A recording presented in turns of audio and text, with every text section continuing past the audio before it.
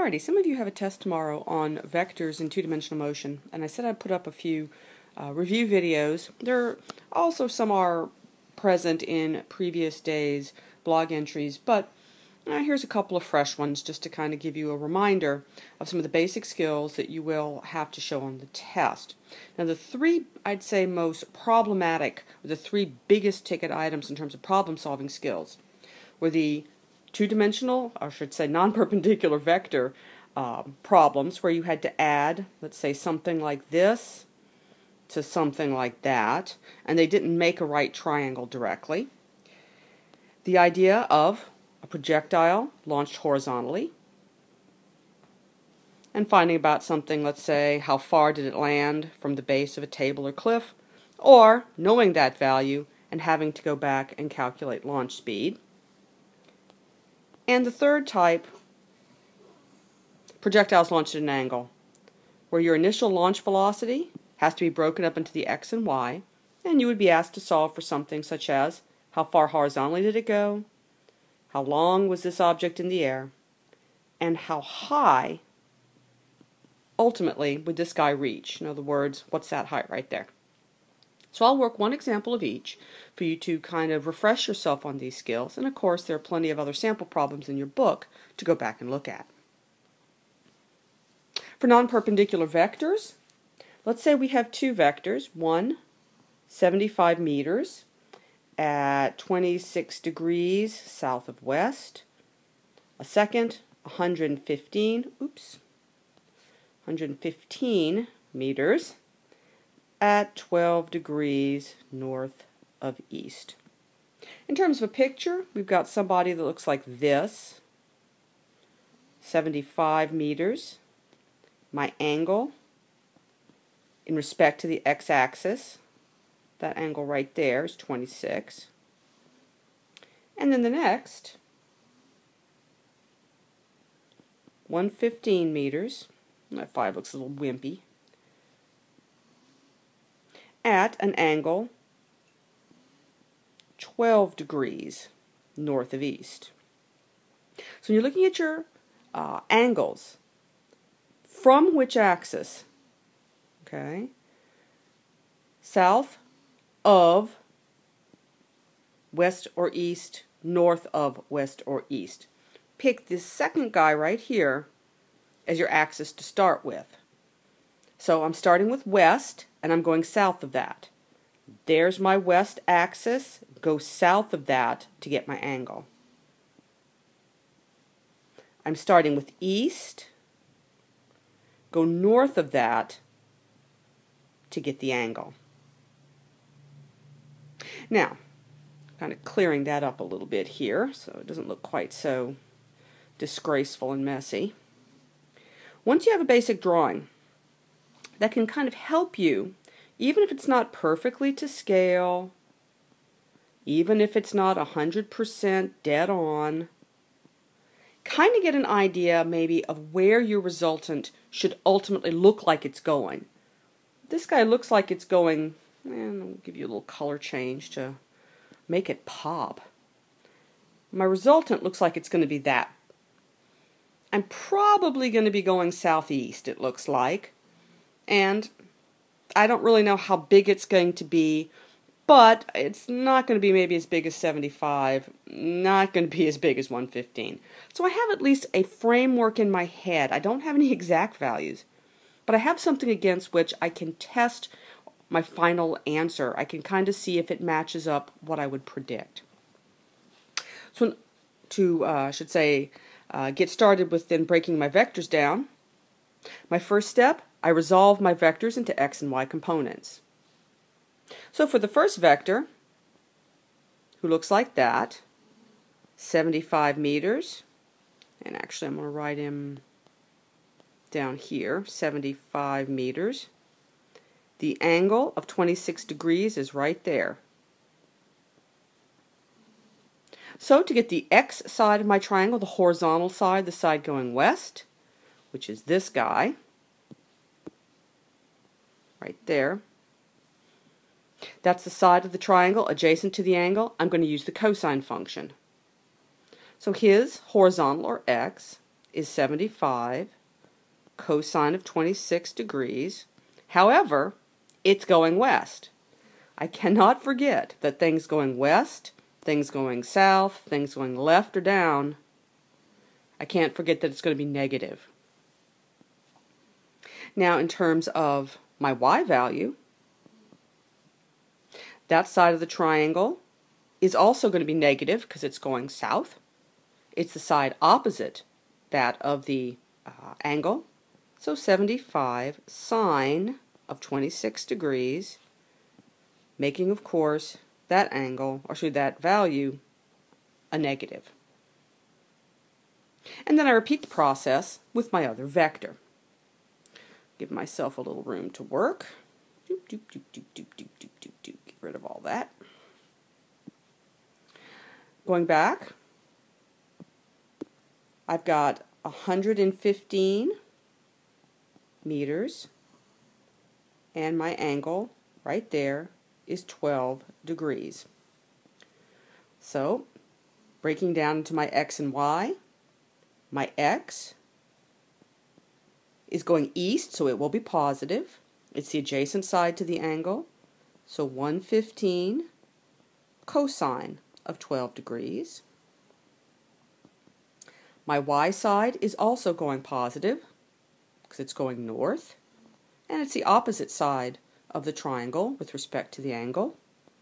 So sine of 12 degrees would be the trig function I would use to solve for it. So there's my x1 and my x2, my y1 and my y2. At this stage of the game, what do we do? Well, step 1 was resolve each vector into components. Step 2, add those components together. In order to now move the next step, I have to sum my x and sum my y values. My x values was negative 75 cosine of 26 degrees and 115 positive cosine of 12. My y was a negative 75 sine of 26 degrees and positive 115 sine of 12. When I work this out, I should get a sum of the x equaling 45.1 meters, and it is positive. And sum of the y turns out to be a negative 9 meters. With those values, I go ahead and make a new triangle. My x, 45.1 meters, and my y is 9. Positive 45, but negative 9. So my triangle will look like that, with the hypotenuse of my triangle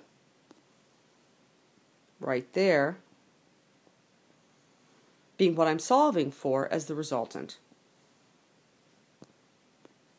So with the Pythagorean theorem, 45.1 squared plus 9 squared, I wind up getting 46 meters as the value of that particular answer. Don't forget, you do have to take the square root of that in order to get the final 46 as my answer. And to find the angle, on your calculator, tan negative 1, opposite side, 9. If you want to make it a negative, that's fine. Divided by adjacent, 45.1. And you get 11 degrees. Now that 11 degrees, we need to put something else in there. If you'd used the negative 9, you'd have got negative 11. But to make it a little bit more informational, we should probably go ahead and give it some compass directions.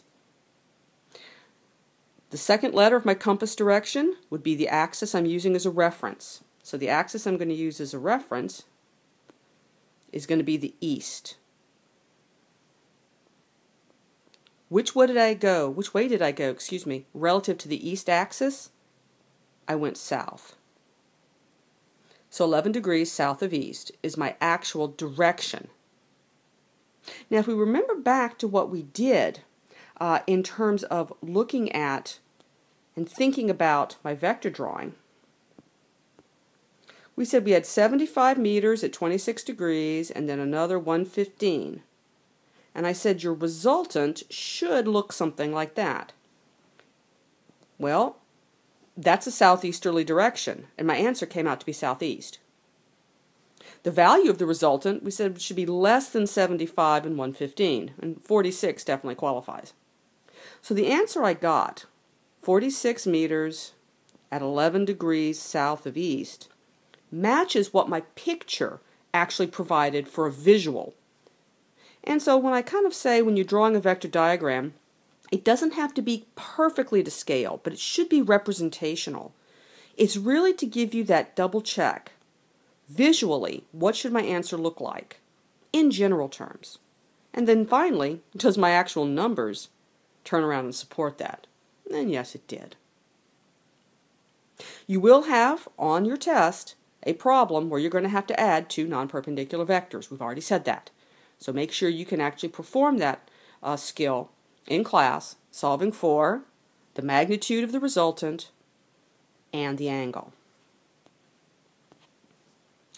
Now the second major problem type involved horizontally launched projectiles. In a horizontally launched projectile, something is moving completely horizontally. That velocity in the horizontal direction will be constant because there is no force acting in the x direction if we factor out air resistance to cause acceleration. At some point, though, either when this leaves the table at that point, or when we are throwing a ball, let's say, the second it leaves your hand.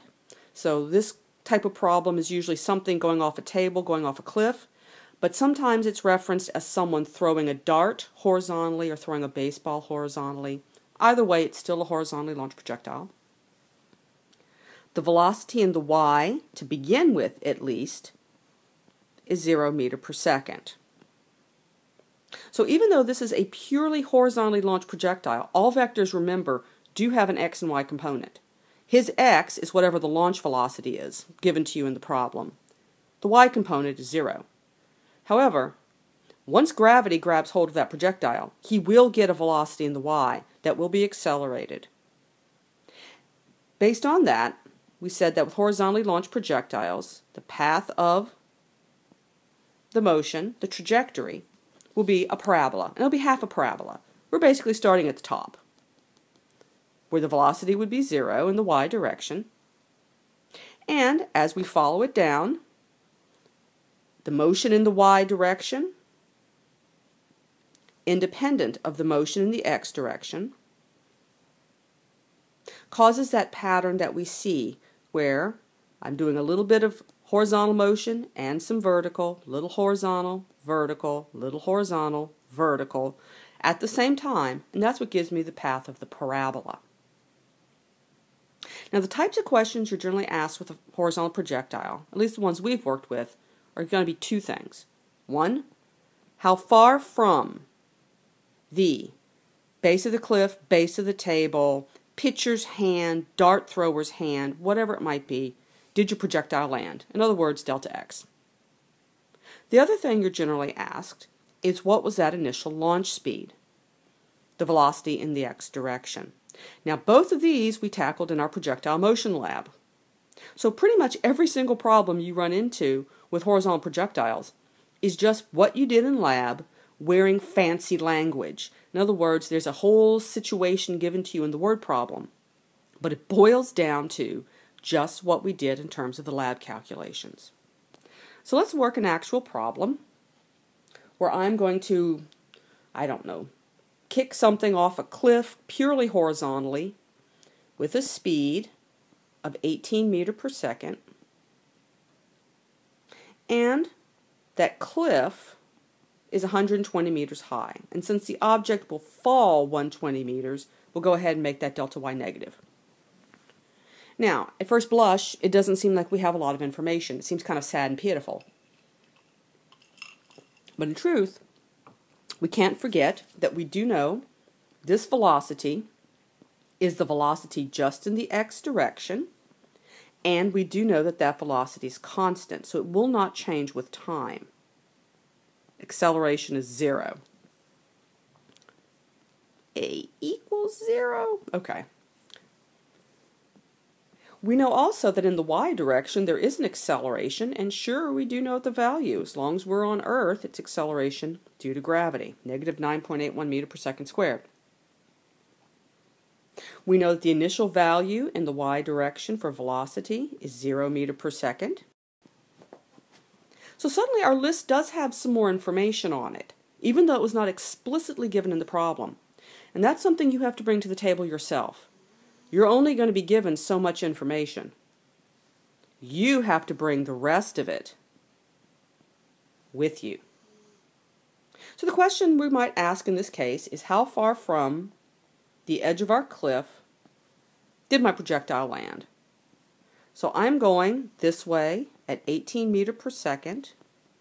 Make my cliff really, really tall. How far from the edge of the cliff does that guy impact? So that's my setup, and that's basically the main part of your projectile motion lab that you worked towards.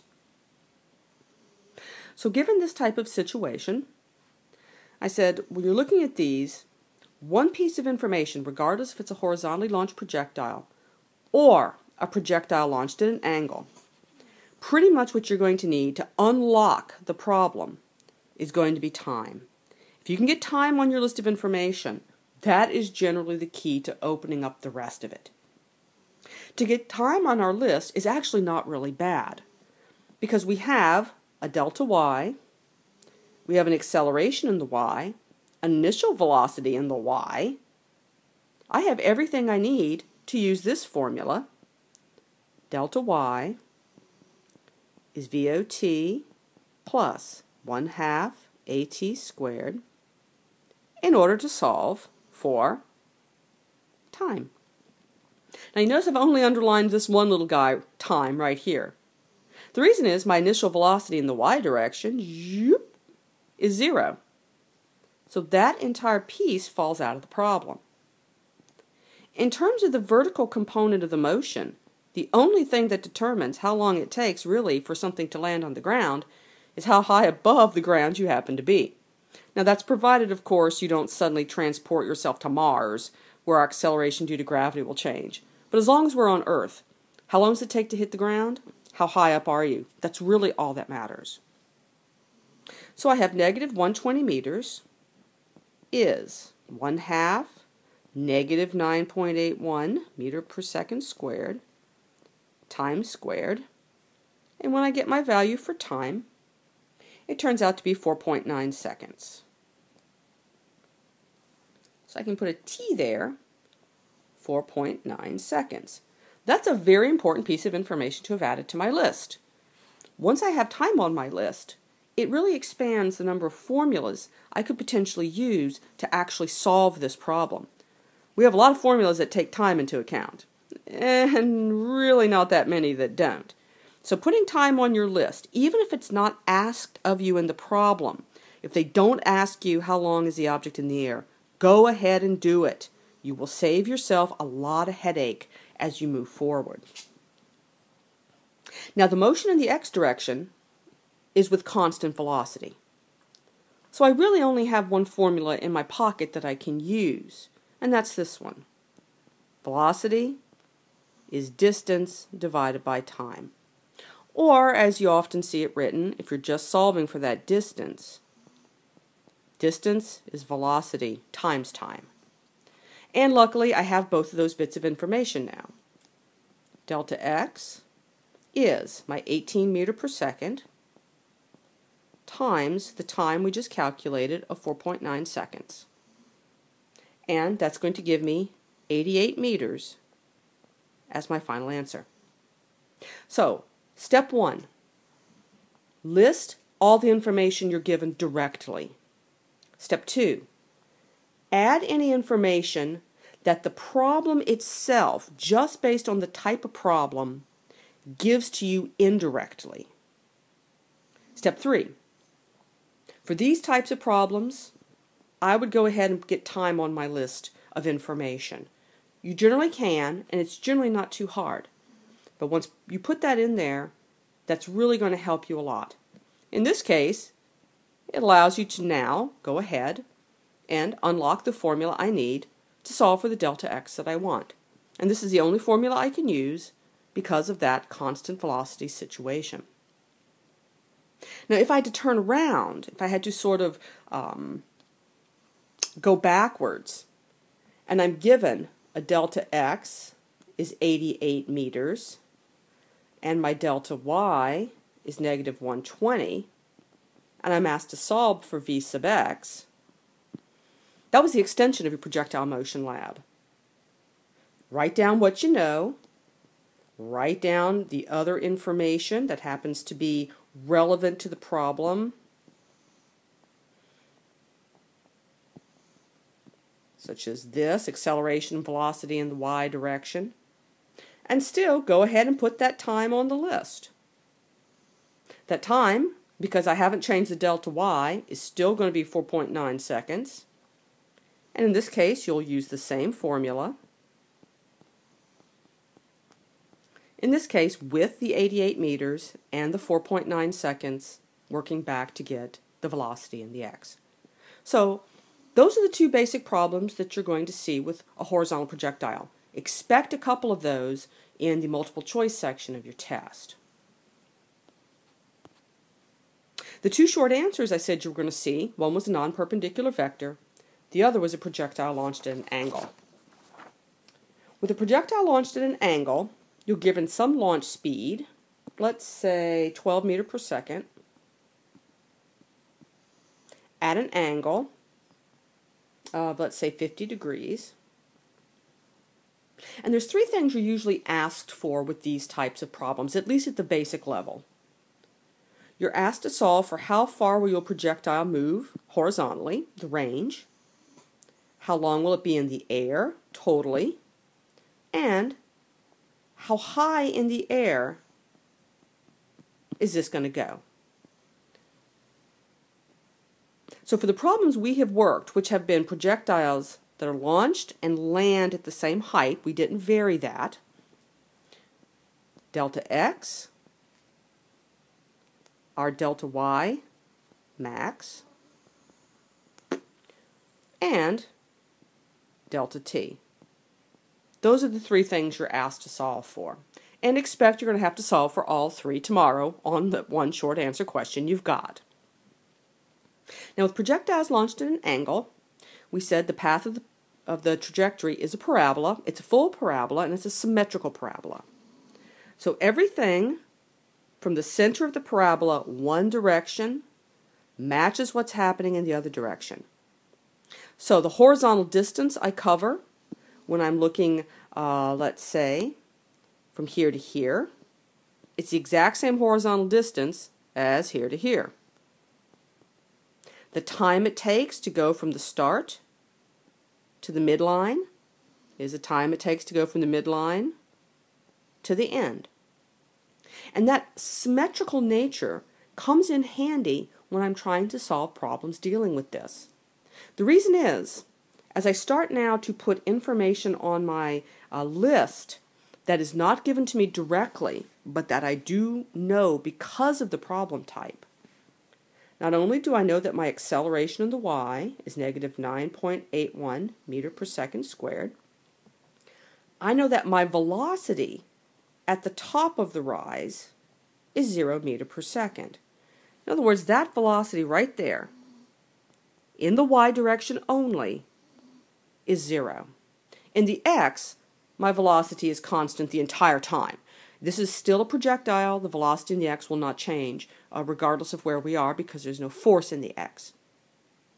But having that as an additional value for velocity can make things very simple in terms of working some aspects of the problem. If I want to know something about just the rising portion, the ascending portion, he becomes a final velocity. If I want to know something about just the descending portion, he becomes an initial velocity. So that adds a piece of information to my pocket to give me more tools in order to try and solve this problem. Now, I had said when you're working with these, if you can get time on your list, do it immediately. Now, in this type of situation, time might be asked specifically.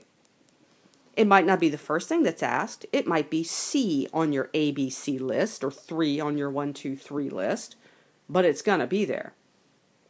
Even though it wasn't asked first, go ahead and solve for it first. And the way I would attack time is I would go ahead and take that lovely symmetrical parabola and do exactly what I was just talking about. Break it into sections and solve just for the time to get to the top of the rise. Why? Because that's real easy. To get to the top of the rise, that time I can solve for just using the acceleration definition. I know the acceleration in the y direction, negative 9.81 meter per second squared. Oops, that's looking rather messy. Move it over here a little bit. Negative 9.81 meter per second squared. Since I'm rising and I'm saying I stop at that point, final velocity 0.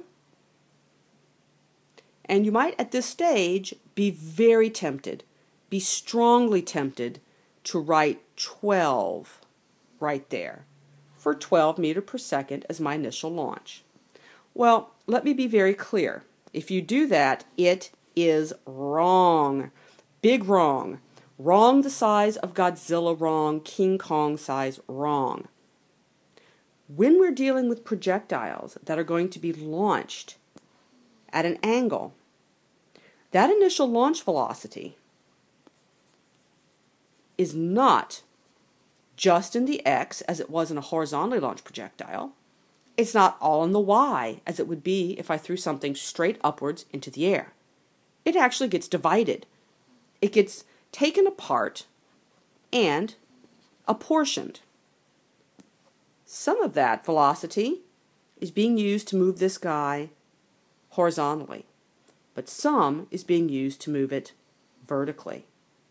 What do I have to do in order to disentangle them? Work with vectors.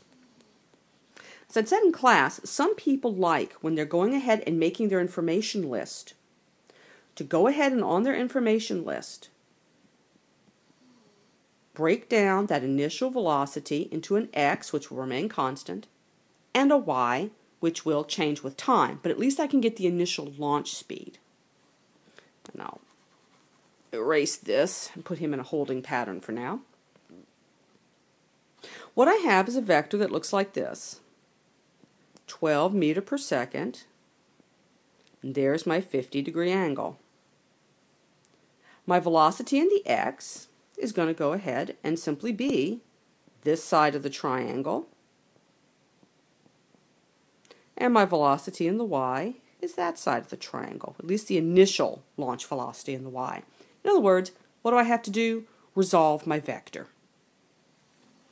So my velocity in the x, since this side of the triangle is adjacent to my angle, I use the cosine function. 12 meter per second cosine of 50 degrees. In the y, that side of the triangle is opposite the angle. So 12 meter per second sine of 50 degrees. When I go to work a problem now, these two bits of information are officially dead. I don't use them. I don't put this guy, 12 meter per second, into the formula anywhere.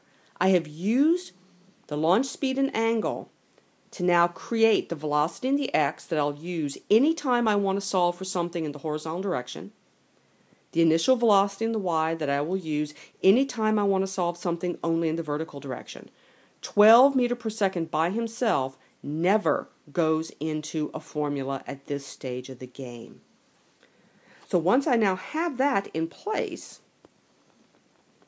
going back to what I was looking at for solving time, my formula, which was pretty straightforward, acceleration, final velocity minus initial divided by time negative 9.81 meter per second squared is final velocity, 0 meter per second, minus, I'm working just in the y direction, that's the velocity I put right there, 12 meter per second sine of 50 degrees. Okay, that looks just ratty-tatty, but I think you get the picture. 12 sine 50. Okay, divided by time. Solving for time, you wind up getting a whopping 0.94 seconds. Now, some people at this juncture might say that's total time, but remember, that was the time to rise to the top only. The total time,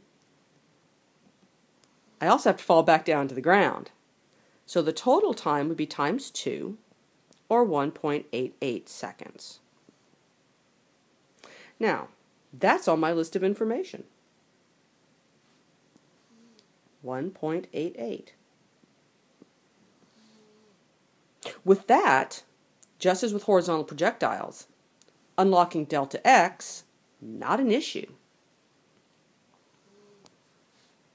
When I'm dealing with motion in the x direction, it's under constant velocity, and I've only got one formula to deal with. It's the same one I did in the last problem. So, what I do for horizontal projectiles, solve for time first, and then was able to walk right in and solve for delta x. You can do the same thing now. Solve for time first, go in and solve for delta x. Delta x is velocity in the x times time. Delta x, velocity in the x, that guy. Not 12 meter per second, but 12 cosine of 50 degrees times my time of 1.88 seconds. My delta x works out to be 14.5 meters. If I needed it, I can go ahead and add it to my list. Who knows, you might for some reason. In a later part of the problem. For our purposes, it won't show up again, but you never know. If you take classes later, using delta x can actually be useful for certain things. I've only got one thing on my list left to solve for, and that's delta y max. Now, in your horizontally launched projectiles, I can or could give you delta x and give you launch speed and ask you to actually solve for delta y. In other words, I could give you the launch speed of the car, the impact point of the car at the bottom of the cliff, and ask you to solve for how high was the cliff. We didn't work those in class, and that's not going to show up on the test, but it could have occurred. In this case, though, solving for my delta y max is a very, very, very common thing when I'm working with projectiles launched at an angle. I'm going to be a long jumper. I have to clear a hurdle that's, 1.2 meters high. Given this launch speed, will I clear it? I'm firing a missile into the air. I'm trying to hit a base or trying to have it clear a mountain. The mountain is so high. Will I clear it? Delta y max comes into play a lot of times with projectiles launched at an angle. And solving for it is really not that bad. How high is this point right there? Well, that point is exactly where my parabola breaks in two. I know the velocity up there is 0 meter per second. I actually know the time to get to that point. It's not 1.88. It's not that guy. It was half of it, 0.94 seconds. So this is a time where time can sometimes be, you have to use a little bit of brain power perhaps. When do I use the total time? Solving for delta x. When do I use half of the total time? Solving for delta y max. I know my initial launch velocity. That's just in the y direction. And what do I have in terms of formulas? Oh, a whole lot. Knowing that initial velocity in the launch direction, which was 12 sine of 50, knowing a final velocity of 0 meter per second, and a time, 0.94 seconds, an acceleration, negative 9.81 meter per second squared, I have a host of formulas I could use. I could use, let's see, VF squared is VO squared plus 2A delta Y. That'll work. I can use delta Y is 1/2 VO plus VF times time. That'll work. I can use delta Y is VOT plus 1/2 AT squared. That'll work. In other words, at this stage of the game, with all of that information sitting prettily in my pocket, my choices to actually solve for this is more than one, and they'll all give you the same answer. So picking any one of these formulas, remembering that I use half of the time, not the full time, remembering that any formula that calls for acceleration, I'm using the negative value, negative 9.81, don't use positive 9.81 by accident. Using not 12 meter per second, but only the component that's in the y direction, 12 sine 50. Using any of those formulas, I'm going to wind up getting exactly the same thing. I'm going to get a delta y maximum of 4.3 meters. And if you want to, run with your information list through each of those formulas, and you'll see that you're going to get the same answer no matter what you do. So, will I have one of these on test? Yes, this is one of your short answers. Not with those exact numbers, but you're going to have a problem where I give you a launch speed and angle. I'm going to ask you to solve for delta x, delta t, delta y max. I'm going to give you a non-perpendicular vector with 2, which you're going to have to solve for the magnitude and direction of the resultant. And there are going to be some horizontal projectiles thrown in your multiple choice piece. So, there you have it. Hopefully, tomorrow will be a very lucky day for you.